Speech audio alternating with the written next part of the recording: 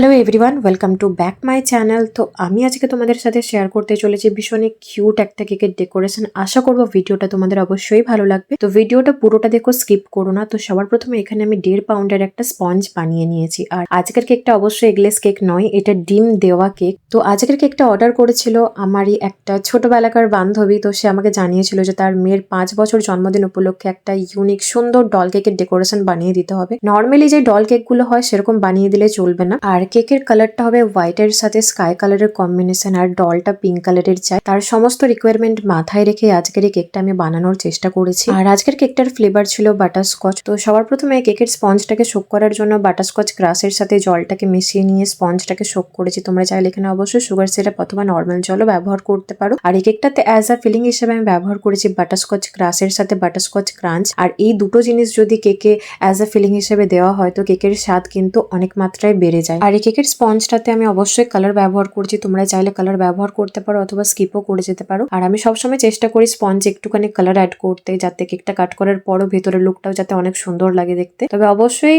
স্পঞ্জে colour add করার আগে কাস্টমারের পারমিশন নিয়ে নিই। সে যদি অ্যাগ্রি করে তবেই আমি কালারটা অ্যাড করি, নাহলে কিন্তু একদমই নয়। সবার প্রথমে এখানে আমি কেকটাকে ক্রাম কোটিং করে নেব। আর একটা কেকের সুন্দর ফিনিশিং বা সুন্দর ডিজাইন ডেকোরেশন করার জন্য কেকটাকে ক্রাম কোটিং করা কিন্তু অত্যন্ত গুরুত্বপূর্ণ একটা স্টেপ। এটা কিন্তু কোনোভাবেই স্কিপ করা যাবে না। তো খুব সুন্দরভাবে কেকটাকে ক্রাম কোটিং করে নেবার পর ফ্রিজে রেখে দিয়েছিলাম 10 মিনিটের মতন, যেহেতু আমার হাতে বেশি সময় ছিল না। তারপর এখানে আমি ফাইনাল আইসিং করি।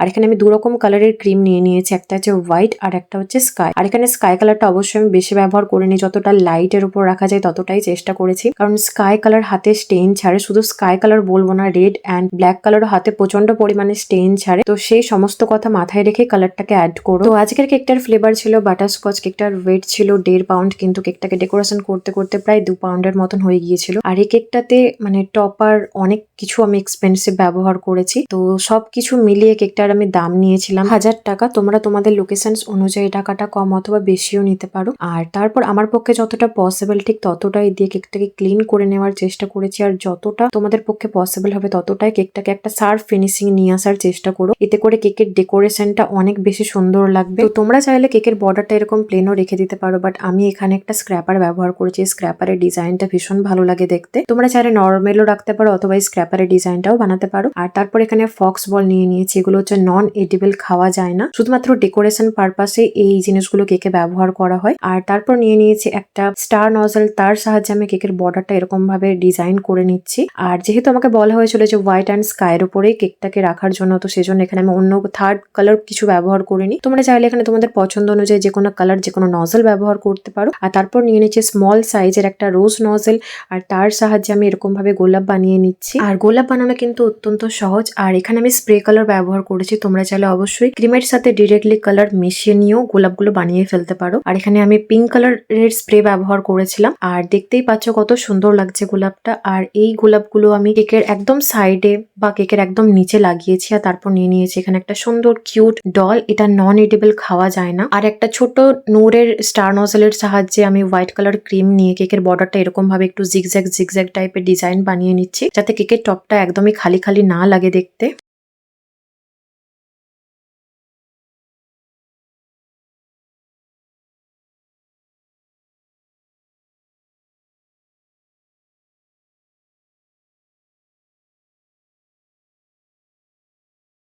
আর নেক্সট এখানে আমি নিয়ে নিয়েছি নন এডিবল বাটারফ্লাই। এগুলো খাওয়া যায় না। তোমরা চাইলে এখানে এডিবল বাটারফ্লাইও ব্যবহার করতে পারো। আর এই দুটো অ্যাড করার পর কেকের লুকটা আরো অনেক বেশি সুন্দর লাগছিল। আর সবার শেষে এখানে কিছু এডিবল স্প্রিঙ্কল নিয়ে নিয়েছি হোয়াইট কালারের। তোমাদের কাছে যে স্প্রিঙ্কলটা অ্যাভেলেবেল আছে তোমরা এখানে সেটাই ব্যবহার করতে পারো। আর এখানে মাল্টিপল সাইজের কিছু স্প্রিঙ্কল নিয়েছি আমি। আর সবার শেষে একটা পাইপিং ব্যাগকে ভি শেপে কাট করে নিয়ে এরকম ভাবে পাতা বানিয়ে নিচ্ছি। আর এখানে কিন্তু পাতা বানানোর জন্য কালার ব্যবহার করিনি, নর্মাল হোয়াইট কালার দিয়েই পাতাগুলো বানিয়েছি। তোমরা চাইলে অবশ্যই এখানে গ্রিন কালারটা ব্যবহার করতে পারো। আর সবার শেষে এখানে নন এডিবল একটা ফেদার লাগিয়েছে হোয়াইট কালারের, যেটা অ্যাড করার পর কেকের লুকটা অনেক অনেক সুন্দর লাগছিল। তো ফাইনালি কেকের ডেকোরেশনটা একদমই কমপ্লিট। অবশ্যই জানিও যে আজকে কেকের লুকটা, কেকের কালার কম্বিনেশনটা, কেকের ডেকোরেশনটা তোমাদের কেমন লেগেছে। আর ভালো লেগে থাকলে অবশ্যই একটা লাইক করে যেও।